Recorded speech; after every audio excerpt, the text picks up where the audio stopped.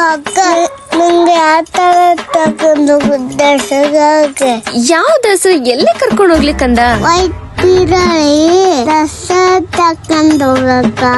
ಓ, wild field ಅಲ್ಲಿ ನಡೀತಿರೋ ದಸರಾಗ ಬಾ ಕರ್ಕೊಂಡು ಹೋಗ್ತೇನೆ. ಅಮ್ಮ ಕಂದ ಅಲ್ಲೋಡು. ನಮ್ಮ ಬೆಂಗಳೂರಲ್ಲಿರೋರು ಯಾರೆಲ್ಲ ಮೈಸೂರ್ಗೆ ಹೋಗಿ ದಸರಾ ನೋಡಕ್ ಆಗಿಲ್ಲ ಅಂತ ಬೇಜಾರಲ್ಲಿದ್ದೀರೋ ಟೆನ್ಷನ್ ಬೇಡ, ಯಾಕಂದ್ರೆ ನಮ್ಮ ವೈಲ್ಡ್ ಫೀಲ್ಡ್ ಅಲ್ಲಿ ಅದ್ದೂರಿಯಾಗಿ ದಸರಾ ನಡೆಸ್ತಾ ಇದ್ದಾರೆ.